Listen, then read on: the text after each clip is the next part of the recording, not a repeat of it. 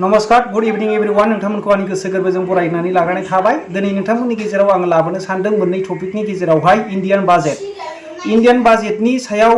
जोङो बिराद दुखुनांथाव बाथ्रा रायजो राजाफोर सिगां 2014 नि सिगां जोंनि इंडियाननि रेशियोखौ जोङो नायोब्ला एडुकेशन सेक्टरावहाय बिथांमोना 4% सिम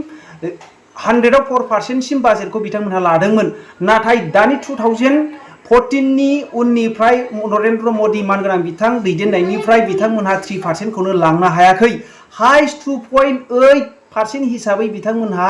एडुकेशन सेक्टराव नायबोदों। नाथाय नोंथांमोनहा बुंनो हागौ बिदिब्ला दिनै मानो एथबां एडुकेटेड मानसि बारायबोनो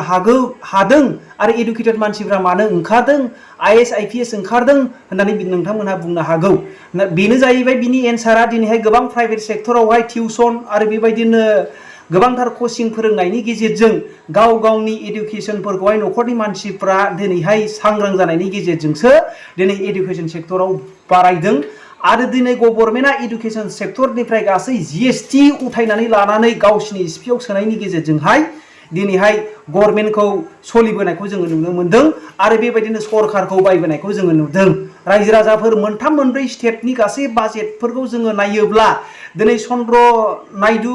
आरो दिनै बिहारनि नितीश कुमार बिथांमोननो बिसिबां जोङो होनायखौ बयबो ससियेल मिडियानि गेजेरजों जोङो नुनो मोन्दों। बिथांमोनहा गावसिनि सरकारखौ बासायनो थाखाय NDA सरकारखौ बासायनो थाखाय दा BJP सरकार नङा रायजो राजाफोर NDA सरकारसो। BJP सरकार होननानै बुङोब्ला बिराद दुखुनांथाव बाथ्रा जायनि फलावहाय पार्लामेन्टआवहाय आं प्रधान मन्त्रीनि गोदना सेरनो नागिरो बिराद लाजिनोबो रोङा होननायनि गेजेरजोंहाय मोदै फुगारनो गोनां जादों नरेंद्र मोदी मानगोनां बिथाङा। बेनो जाहैबाय जोबोद दुखुनांथाव बाथ्रा रायजो राजाफोर दिनैहाय किसानफोरनि MSP बिथांमोनखौ टटेलि गासै सुबिदाफोरखौ होआखिसै आरो बेबायदिनो NGरेगा बिनि गासै खामानिफोरखौ बिथांमोनहा गोसो होआखिसै। बेफोरखौबो गासै पारसेन्टफोरखौ जोङो दानजोबनायखौ जोङो नुनो मोन्दों। बेनिफ्राय दुखु दाहासिन जोङो मा खालामबावनो रायजो राजाफोर बे सरकारनि सायाव जोंहा भरसा गैला। बेनिखायनो मोनसे सरकारखौ जोङो गासैबो जोङो माबानायजों लोगोसे जांख्रिखांनायजों लोगोसे गोसोखौ गावनि मोनदांथिनायजों लोगोसे बयबो एडुकेटेड जाबोनाय हिसाबै मोनदांथि गोहोआ दंखाय जोङो थाइसे थाइनै फैसा लानानै गावनि भटखौ फाना लाफैनो जोङो नेक्स्ट बहरफोराव जोङो प्रिपारेसन जानाया जोङो मोजां। दिनै मोनसे खोथायानो जाबाय मेन टपिकआ नैबे इलेक्सन जोबखांनायनि उनावहाय MLA केम्पिं खालामखांनायनि उनावहाय ससियेल मिडियायावहाय दिनै प्रथमबारनि थाखाय हाग्रामा महिलारि बिथाङा खुगासिदों। बिथाङा बुंदों रायजो राजाफोर मानगोनां नोंथांमोन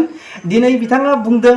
बिथाङा गासै ससियेल मिडियायावहाय गासैखौबो सार्भे खालामखाबाय होननानै बिथाङा बुंदों आरो नैबे बिथांमोना 2024 सरकार खालामनाय लोगो लोगोनो गासै हानि जेंनाफोरखौ मावगोन होननानै। नाथाय मोनसे सोंथि फैदों रायजो राजाफोर मोनसे सोंथि फैदों बिथाङा थांनाय 17 बोसोराव मा मावामोन बिथाङा 17 बोसोराव मानो मावनो हायाखै। दानि सरकारखौ थानायखौहाय जोङो बयबो ससियेल मिडिया दं हिसाबै बयबो मिथियो। बै समावहाय बिथांनि समावबो गोबांथार एफेक्सन खालामबोनाय जादों रायजो राजाफोर। बे समाव आङो बड'लेण्ड फरेस्ट प्रटेक्शन फर्सआव आंबो सासे वार्कारमोन हिसाबै आंबो मोनब्रैसो जायगायावहाय एफेक्सन खालामबोनो मोनबोदों। ओरैहाय क'क्राझार डिस्ट्रिक्टआवहायनो लिंसुङावहाय बेबायदिनो कसुगावनियाव थानाय साहा बेबायदिनो हादान फारा होनो आरो बेबायदिनो दिनै संकस खाथि बेबायदिनो मंला जरा बेफोर जायगायावहाय गोबांथार मोनब्रै मोनबा जायगायावहाय जोंनि एफेक्सन खालामबोनो मोन्दों। नाथाय बिथांनि समावबो गोबांथार एफेक्सन खालामबोनायखौ जोङो नुनो मोन्दों आरो बिथांनि सरकार दानाय समावनो बेबायदिनो बांगालजों बर'जों बेबायदिनो दावराव दावसि जाबोनायखौ जों नुनो मोन्दों आरो गोबांथार न' गैयै मानसिफोरखौ बिथाङा लांनानै दोनहैनायनि खुनु लाइ लथर लायैखौ जों नुनो मोन्दों आरो बिथाङा गासै गावसिनि गाद्दि माबायावहाय सालायनायावहाय गाद्दिखौ बासायनायावहाय बिथांमोना गोसो होनानै रावनिबो सायाव खगासियै आरो गावनि हारिखौ जोङो बावलांनायखौ बिथांमोनखौबो जों नुनो मोन्दों आरो दानि सरकाराव थानाय खुंनाय बिथांमोनखौबो गाव जे सुबुंफोरनि थाखाय जे बिटिआर सुक्ति जाबाय बेखौबो दिनै गोसो होयै गाव गावनि सिपिनि थाखाय आरो गाव गावनि गाद्दिनि थाखायसो मावनायखौ जोङो नुनो मोन्दों। बिटिआरनि इमप्लिमेन्टेसनखौ बिथांमोनहा गोसो होआखै। NDPफोरनि थाखाय सान्थि सुक्ति जादोंमोन बिथांमोनहा NDPखौ जेलनिफ्राय दिहुननांगौ बेखौबो गोसो होआखै। दिनै गोबांथार जोंनि दैदेनगिरिफोरखौ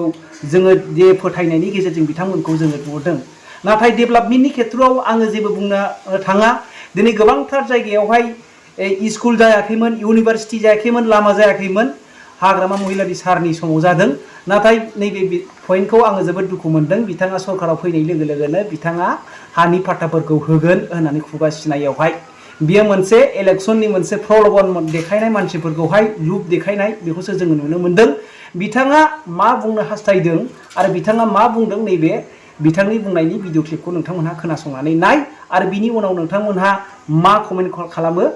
खालामहर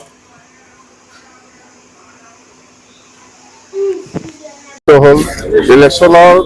কাৰণে যিবিলাক কমিটি আছিল আমাৰ ষ্টেণ্ডিং কমিটিৰ পৰা আৰম্ভ কৰি যিমান কমিটি আছে এইবিলাক আমি আজি ৰিজলভ কৰি দিছে নতুন একটা ডিচিশ্যন হ'ল আমি যে নিৰ্বাচনৰ সময়ত বা নিৰ্বাচনত মিটিংবিলাকক চৰকাৰ হোৱাৰ পিছত আমি মাটিৰ পাট্টা দিম বুলি যিটো আমি প্ৰচাৰ কৰি আহিছিলোঁ এই প্ৰচাৰটো আমি আজিৰ পৰা মানে কেনেকৈ মানে এক্সিকিউটটো কৰিব লাগিব আমি চৰকাৰটো আহিবই যিহেতু বিটিচি চৰকাৰ আমাৰ বিপেফ দলৰ হাতত আহিবই আমি যিখিনি দেখিবলৈ পাইছে সেইকাৰণে এতিয়া আমি মাটিৰ পাট্টা দিয়াৰ যিটো কাম প্ৰচেছ ছাৰ্ভে বিপেফ দলৰ পৰা আজিৰ পৰা আৰম্ভ হ'ব ছাৰ্ভেটো যাতে গভৰ্ণমেণ্ট অহাৰ পিছত সোনকালে আমি দিব পাৰে সেইকাৰণে আমি ছাৰ্ভেটো বিপেফ দলৰ পৰা অতি সোনকালে ছাৰ্ভেটো আৰম্ভ হ'ব আৰু এইখিনি ডিচিশ্যন লোৱা নিৰ্বাচনত আমি খেলিম চিডলি উপ নিৰ্বাচনত বিপেফ দলে আমি খেলিব অকলে বিটিআৰ নহয় বিটিচি ইলেকশ্যন প্ৰমোদ বৰক কওকচোন বিটিআৰ ইলেকশ্যন বুলি আমি ল'ব নোৱাৰে সিহঁতে বিটিআৰৰ চুক্তি বনাই পেলাই বিটিচি কৈ পেলাই চেছ বিটিচি নিৰ্বাচনত আমি ভালকৈ জয়ী হ'ব এইবাৰ MP ইলেকশ্যনত UPPL কেনেকৈ জিকিছে ইহঁতে নিজে আচৰিত বোমা ফুটাও দেখিছে আপোনালোকে হা UPPL জিকাৰ পিছতো বোমা ফুটাব পৰা নাই কি কাৰণ ৰহস্য আছে গাহৰি মাংস খাব পৰা নাই বোমা ফুটাব পৰা নাই মাছ মাংস খাব পৰা নাই ইয়াত কিবা নিশ্চয় কিবা একটা আছে নহ'লে একজন MP জিকিছে ফুৰ্তি কৰা নাই এইটো আচৰিত কথা মুঠতে আমিহে জিকিছে আনঅফিচিয়েলি আমি বিফেফে এই MP নিৰ্বাচনত আমি জিকিছোঁ পুৰা 100% নাই এনেকুৱা মিত্ৰতাৰ কথা আমি আজিৰ দিনত আলোচনা কৰিব নোৱাৰে সময় আছে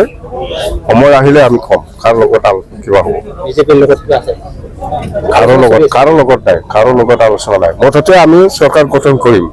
চৰকাৰ গঠন কৰাৰ পিছত 1 নম্বৰ কামটো হ'ব মাটিৰ পাট্টা দিয়া আৰু মাটিৰ পাট্টাটো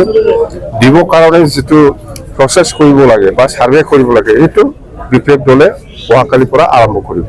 বিজেপিৰ প্ৰেচিডেণ্ট বিজেপিৰ কথা মই কিয় ক'ম কংগ্ৰেছৰ কথা মই কিয় ক'ম